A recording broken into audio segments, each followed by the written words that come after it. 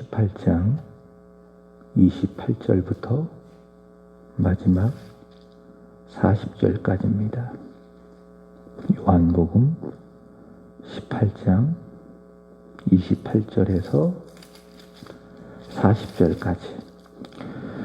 그들이 예수를 가야바에게서 관정으로 끌고 가니 새벽이라. 그들은 더럽힘을 받지 아니하고 유월절 잔치를 먹고자 하여 관정에 들어가지 아니하더라. 그러므로 빌라도가 밖으로 나가서 그들에게 말하되 너희가 무슨 일로 이 사람을 고발하느냐.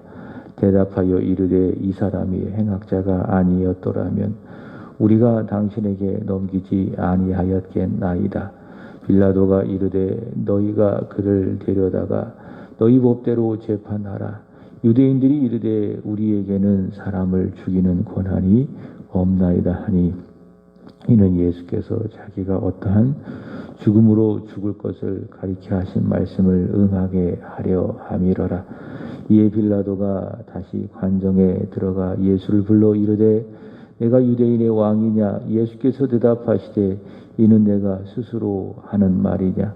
다른 사람들이 나에 대하여 내게 한 말이냐. 빌라도가 대답하되 내가 유대인이냐. 내 나라 사람과 대제사장들이 너를 내게 넘겼으니 내가 무엇을 하였느냐. 예수께서 대답하시되 내 나라는 이 세상에 속한 것이 아니니라.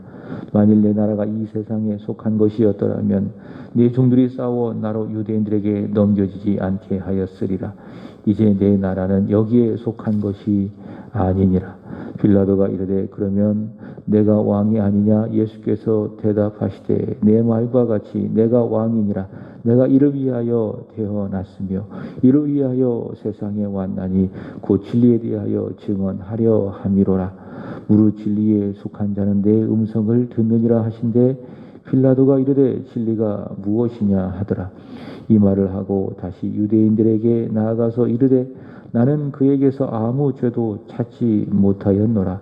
6월절이면 내가 너희에게 한 사람을 놓아주는 전례가 있으니 그러면 너희는 내가 유대인의 왕을 너희에게 놓아주기를 원하느냐 하니 그들이 또 소리질러 이르되 이 사람이 아니라 바라바라 하니 바라바는 강도였더라.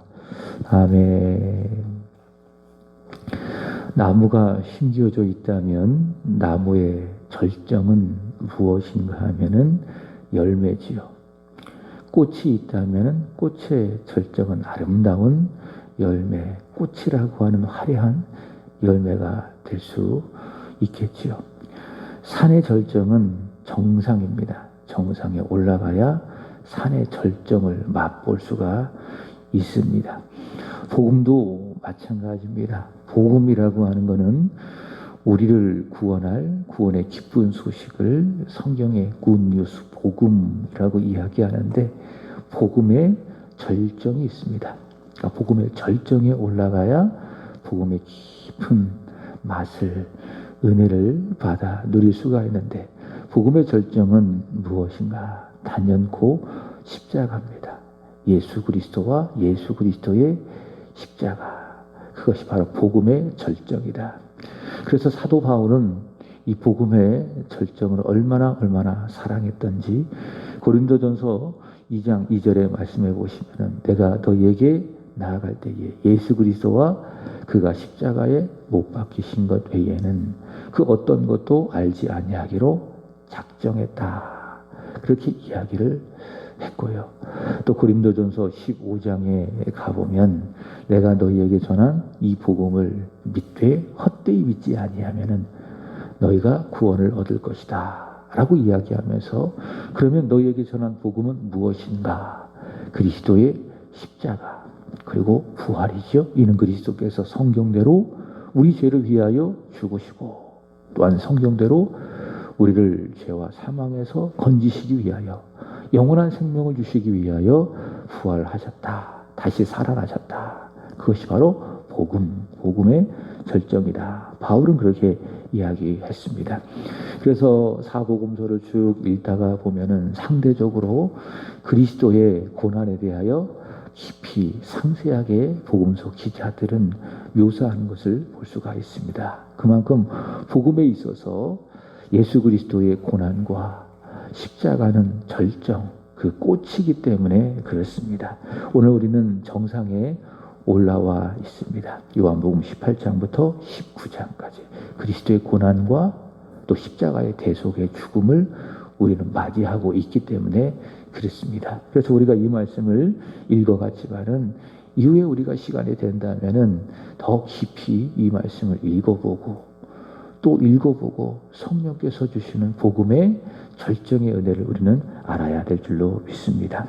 요한복음 18장부터 19장까지는 말씀드린 것처럼 그리스도께서 우리의 죄를 위하여 대신 당하신 고난과 죽음을 기록하고 있습니다. 엄밀하게 말한다면 우리가 이러한 고난을 받아야 됩니다. 우리가 이러한 죽음을 맞이해야 됩니다. 왜냐하면 우리는 하나님 앞에서 죄인이기 때문에 그렇습니다.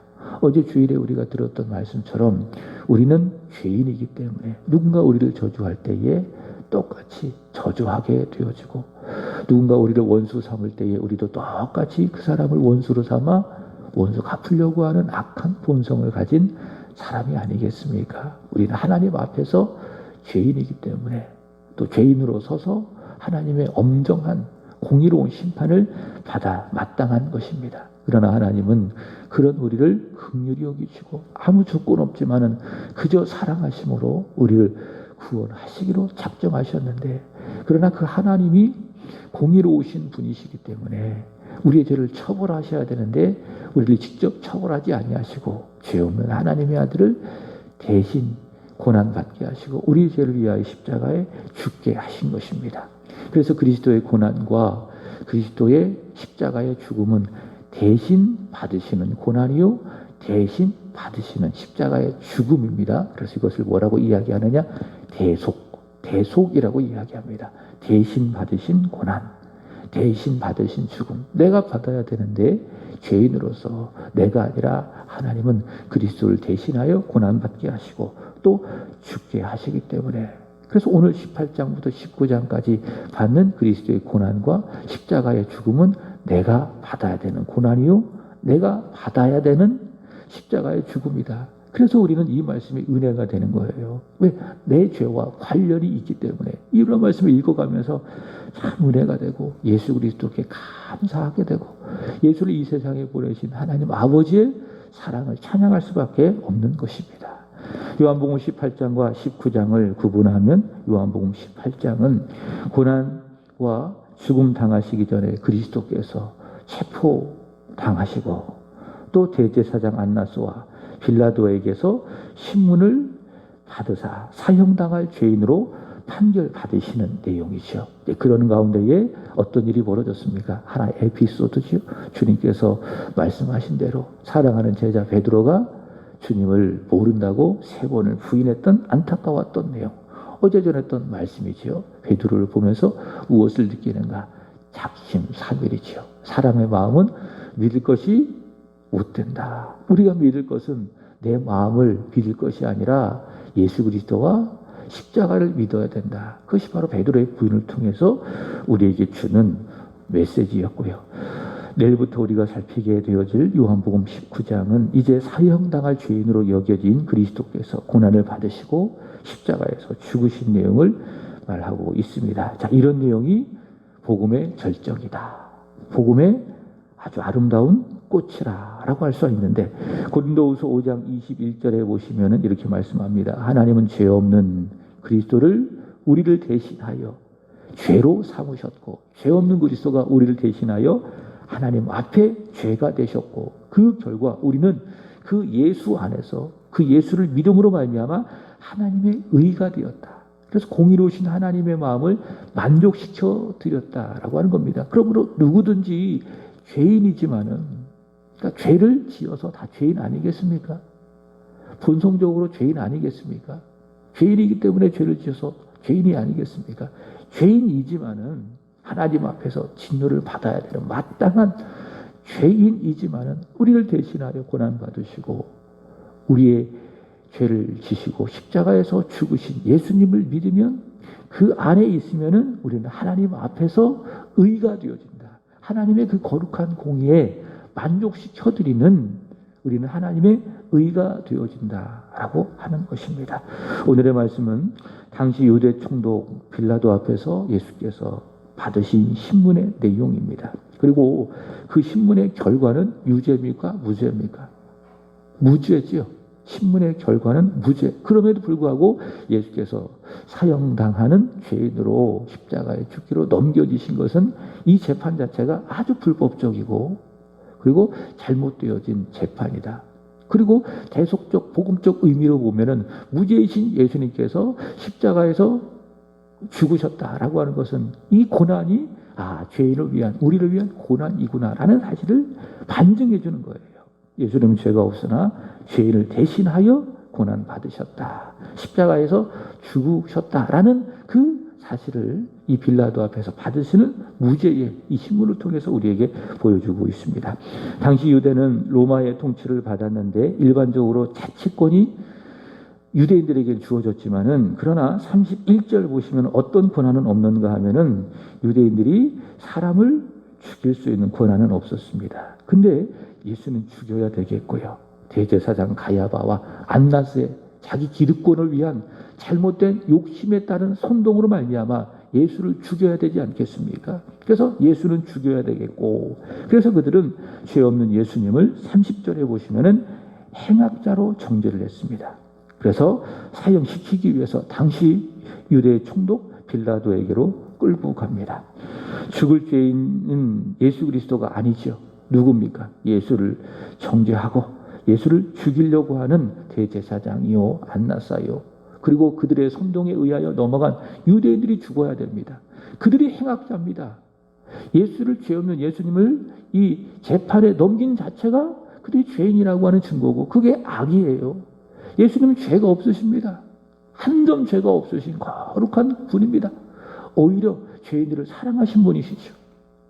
원수가 목마를 때에 예수님 마실 것을 주셨고 배고플 때에 먹을 것을 주셨고 그들을 사랑하셨고 그들을 고쳐주셨고 그들에게 하나님의 말씀을 전해주셨고 예수님은 그들에게 잘못한 것이 죄가 없다. 예수님은 절대로 행악자가 아니다. 행악자가 있다면 바로 그 당시에 유대인들이다 라고 하는 것입니다. 그러나 그들은 죄 없는 예수님을 행악자로 몰아갑니다. 자기 욕심을 위해서 육체의 정욕을 채우기 위해서 때로는 알지 못하는 무지에 의해서 대제사장 가야바와 안나스의 그 잘못된 선동에 미혹이 되어져서 예수님을 행악자로 몰아 죽이려 하고 있습니다. 여러분 죄인의 특징이 있습니다. 그것은 무엇인가 하면 내가 죄인임을 알지 못한다라고 하는 겁니다. 그리고 알아도 인정하지 않죠. 잘못한 사람이 경찰서에 들어가면 당신 이런 죄를 지었습니다 라고 증거를 대도 어떡합니까? 일단은 부인해요. 나는 그런 적 없다. 나는 하지 않았다. 음주운전 하셨습니까? 술은 먹었는데 음주운전은 안 했습니다. 이렇게 이야기하면서 자기의 죄를 부인하는 것 아니겠습니까? 그게 죄인이 하는 일입니다. 사람이 죄를 지어 잡히면 제일 먼저 하는 게 난 안 그랬다. 나는 죄를 안 지었다. 그게 사람 아니겠습니까? 여러분 하나님은 죄를 싫어하시지만은 더 싫어하시는 것이 있습니다. 그것은 무엇인가 하면은 죄인으로서 죄를 지었지만 안 지었다고 우기거나 거짓말하는 것을 하나님은 더 싫어해요. 우리가 자녀들 키워봐서 그렇지 않겠습니까? 잘못했으면 엄마, 아빠 나 잘못했어요. 자기의 잘못을 인정하고 고백하면은 용서하는 건 아니겠습니까? 근데 죄를 지었어요. 잘못했어요. 그럼에도 불구하고 나 그렇지 않았어. 거짓말하면 어떻습니까? 더 화가 나잖아요. 더 징계를 하잖아요. 그죠? 우리가 아이를 키워봐서 그렇게 하는 겁니다. 하나님도 똑같다. 우리 다 죄인인 거 알아요. 본성적으로 죄인이기 때문에 죄 짓는 거 알아요. 그죠? 근데 하나님이 더 분노하시고 진노하시는 것이 무엇인가 하면 죄인으로서 죄를 지었음에도 불구하고 그것을 인정하지 아니하고 오히려 하나님 앞에 떳떳하듯이 고개를 바짝 쳐드는 교만, 그것을 하나님께서 아주 싫어하신다. 지금 유대인들이 그런 모습이다. 자신들이 죄인임을 알지 못한 채 죄 없는 예수님을 죄인으로 몰고 행악자로 정죄하고 그래서 또 다른 악을 행하는 이 모습, 참 죄인으로서 추악한 모습이요 하나님이 보시고 진노하시는 모습이다라고 하는 사실입니다. 오늘 보면 33절부터 38절까지 말씀해 보시면은 행악자로 예수님을 정죄한 이 유대인들에 의해서 행악자로 정죄되어진 예수께서 총독 빌라도 앞에서 받으신 신문이 기록이 되어 있습니다. 중요한 것은 빌라도가 신문한 내용보다 그 신문에 대한 예수님의 답인데, 예수님의 대답인데, 이 예수님의 대답을 통해서 알 수 있는 것이 무엇인가 하면 예수님은 왕이시라는 거예요. 예수님은 누구시라고요? 왕이시다. 빌라도는 예수님이 혁명과 선동가로서의 왕을 전제로 물었어요. 그러니까 왕이시다라는 사실은 똑같이 빌라도도 그렇고 예수님의 말씀도 그렇고 통해서 확인한다면은 하나인데, 그러나 빌라도는 이 세상을 바꾸는, 이 세상을 변화시키는 세상적인 의미에서의 왕, 일종의 혁명가 아니면 선동가로서의 왕을 전제로 하러 물었습니다. 33절 보시면은 빌라도가 예수님께 묻는 겁니다. 네가 왕이냐? 네가 유대인이냐? 네가 유대인의 왕이냐? 묻는 겁니다. 그러니까 이것은 유대인들이 예수를 로마의 반역자로 몰아서 자신에게 넘겨줘 사형시키려 하고 있기 때문에 확인하는 거예요. 네가 성동에서 네가 로마로부터 이 나라를 해방시키는 혁명가가 되어서 그러나 사람들로부터 모함을 받고 행악자로 모함을 받아서 이렇게 넘겨진 것이냐? 그 질문이 무엇입니까? 네가 유대인의 왕이냐? 라고 하는 질문이에요. 그랬더니 예수님께서 뭐라고 말씀하시는가 하면 36절 보시면은 내 나라는 이 세상에 속한 것이 아니니라. 만일 내 나라가 이 세상에 속한 것이었더라면 내 종들이 싸워 나로 유대인들에게 넘겨지지 않게 하였으리라. 이런 말씀을 통해서 예수님 빌라도의 말처럼 왕이다. 왕이다. 또 보세요. 37절 보시면은 빌라도가 이르되 그러면 내가 왕이 아니냐? 예수께서 대답하시되 내 말과 같이 내가 왕이니라. 왕이라는 사실을 예수님께서 말씀하십니다. 근데 빌라도가 전제로 묻는 그런 왕은 아니라는 거예요. 어떤 혁명에 의해서, 폭력에 의해서 세상을 뒤집어 엎는 그런 의미에서의 왕이 아니라 그건 세상 나라의 왕이다. 예수는 왕이 맞다. 근데 예수님은 어떤 나라의 왕이냐? 다시 36절에 말씀해 보시면 내 나라는 이 세상에 속한 것이 아니니라. 만일 내 나라가 이 세상에 속한 것이었더라면 내 종들이 싸워 나로 유대인들에게 넘겨지지 않게 하였으리라. 예수 그리스도의 나라는 왕은 맞는데 이 세상에 속한 것이 아니라 하나님에게 속했다. 하늘에 속했다. 예수 그리스도의 나라는 세상 나라가 아니라 어떤 나라라는 거예요? 하나님 나라라는 거예요. 하나님께 속한 하나님의 나라요. 그 나라의 왕이 예수 그리스도이시다 라고 하는 겁니다. 그래서 예수 그리스도께서는 당당하게 세상이 아니라 하나님의 나라에 속한 하나님 나라의 왕임을 말씀하고 있습니다. 그리고 말씀합니다. 다시 37절 보시면은 예수님은 하나님 나라에 속한 왕으로서 복음을 전하기 위하여 세상을 구원하시기 위하여 이 세상에 오셨다. 십자가에서 자기 자신을 드려 세상을 구원하기 위해서 하나님 나라에 속한 사람으로서 이 세상에 왔다. 그리고 그것이 무엇인가? 진리다. 진리에 대하여 증언했다. 증언하기 위해서 이 세상에 오셨다. 그리고 보십시오. 무릇 진리에 속한다는 내 음성을 듣느니라. 누가 들어요? 진리에 속한 사람. 예수를 믿는 사람은 예수 그리스도의 음성을 듣게 된다라고 하는 것입니다.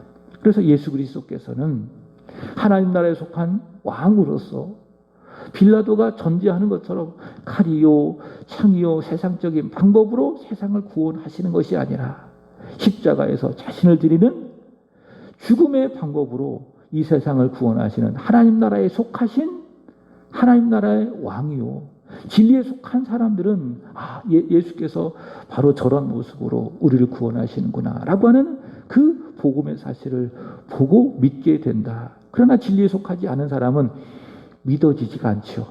이해되지가 않죠. 여러분 세상 나라에 속한 왕은요.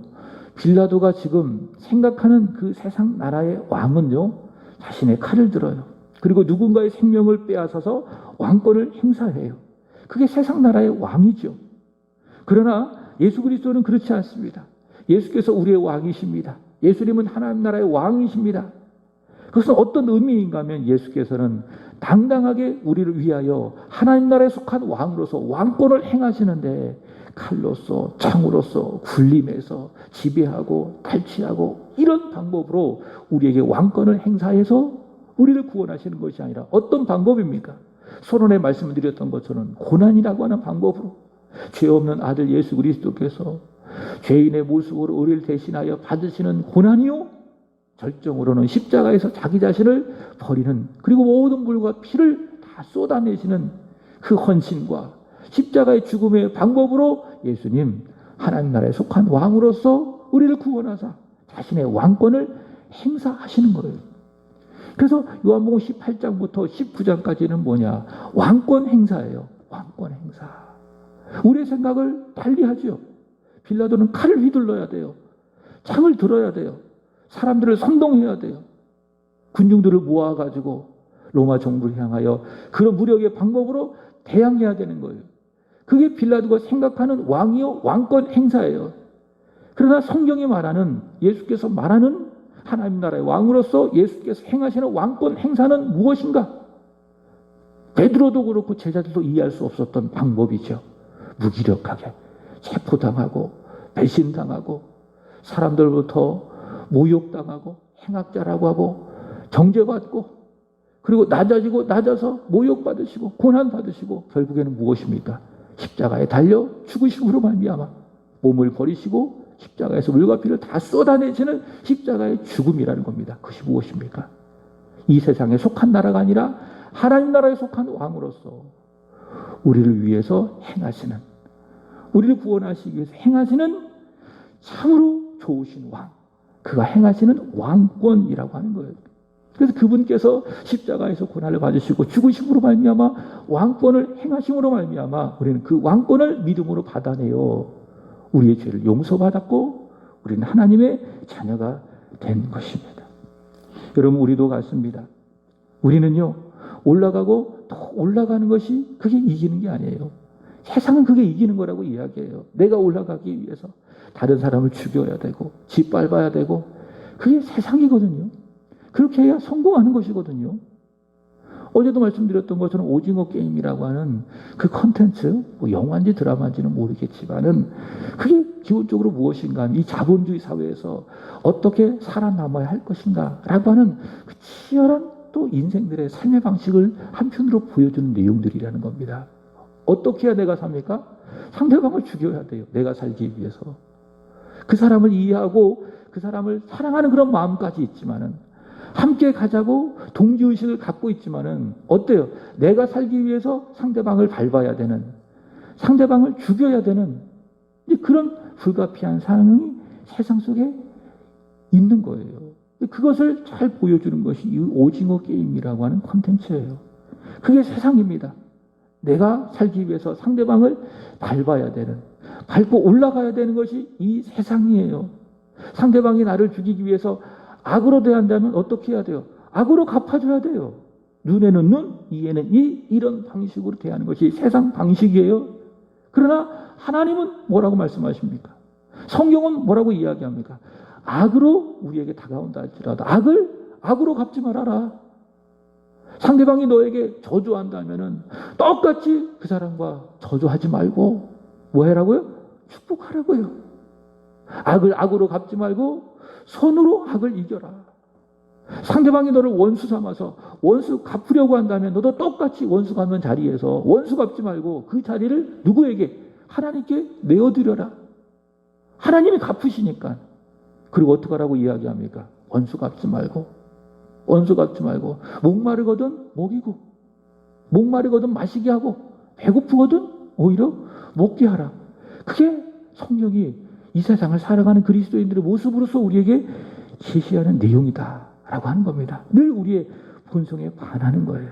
그것이 바로 그리스도께서 이 세상에 하나님 나라에 속한 왕으로서 우리에게 행사하신 왕권이요, 우리는 그 안에 있기에 또한 그렇게 살아가도록 부름받은 존재라고 하는 거예요. 근데 우리는 참 그렇게 하지 못하죠.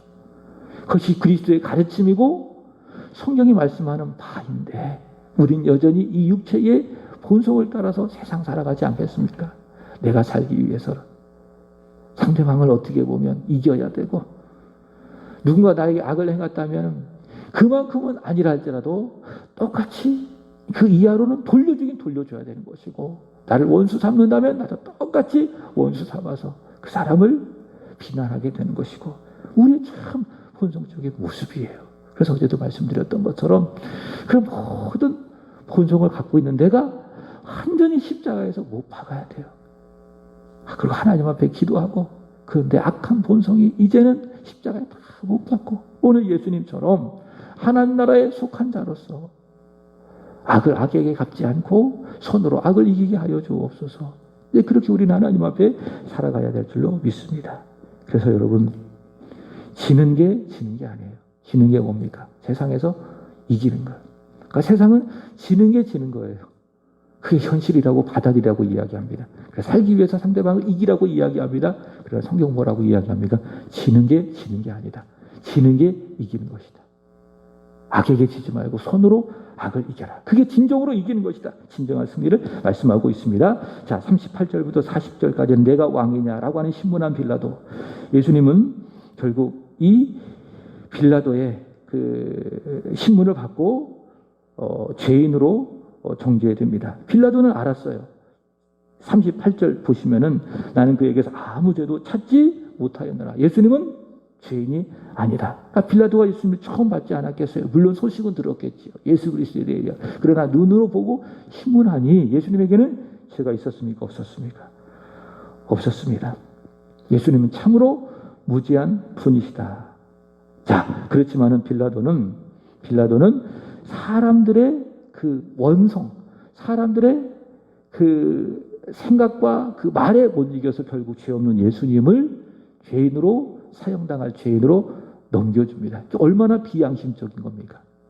만약 소신 있는 사람이라면은 무지한 사람을 넘겨주지 말아야죠. 그게 정직한 것 아니겠습니까?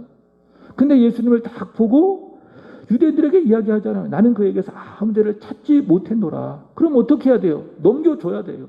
예수님을 죽지 않도록 풀어줘야 돼요. 그게 양심적인 거예요. 믿음을 떠나서. 그게 정직한 거예요. 그러나 사복음서에도 말씀을 쭉 보면 예수님은 죄인이 안 것을 분명히 알고 있으면서도 사람들이 요구하니까 사람들의 그런 소리에 못 이겨서 결국 예수님을 죄인으로 넘기는 것을 봅니다. 이게 정치가들이에요. 그러니까 정치가는 무엇 때문에 움직이는지 아십니까? 자기 소신 따라 움직인다고요? 그렇지 않아요. 자기를 위해서, 자기의 정치적인 이익과 입지를 위해서 무엇을 따라 움직입니까? 표를 따라 움직이는 게 정치가예요. 그게 정치가예요. 그러니까 자기 소신 따라 정치하는 사람은 많지 않아요. 거의 없습니다. 다 사람들의 말에, 사람들의 표에 따라서 움직이는 사람들이 정치가예요. 그래서 여러분, 정치가 이 세상을 바꾸는 것이 아니에요. 무엇이 이 세상을 바꿀 수 있습니까? 복음이 이 세상을 바꾸어요. 그래서 교회가 존재하는 이유가 바로 그겁니다. 교회가 세상을 변화시키는 것은 어떤 선동에 의해서, 정치에 의해서 교회가 이 세상을 바꾸는 것이 아닙니다. 그냥 개인적으로 우리 그리스도인들이 직접 막 교회가 정치에 참여해서 세상을 바꿀 수 있다. 저는 그렇게 생각하지 않아요. 교회는 교회다워야 돼요. 교회답게 하나님을 섬기고 세상에 복음을 전할 때에 세상 변화되는 거예요. 그게 교회예요. 그게 교회라는 거예요. 말씀을 마칩니다. 예수님은 무죄하신 하나님 나라의 왕이십니다. 그가 우리를 대신하여 고난을 받으심으로 우리에게 왕권을 행하셨습니다. 십자가의 죽으심으로 말미암아 그의 왕권에 꽃이 피었습니다. 우리는 그 예수 그리스도에게 속해 있습니다. 그 왕권의 통치를 받는 자로서 우리도 그리스도와 같이 누군가 우리에게 악으로 대한다면 악을 악으로 갚지 말고 선으로 악을 이겨내기를 주님의 이름으로 축복합니다. 기도하겠습니다. 하나님 아버지 감사드립니다. 오늘 이 새벽에도 우리를 주의 존으로 부르사 하나님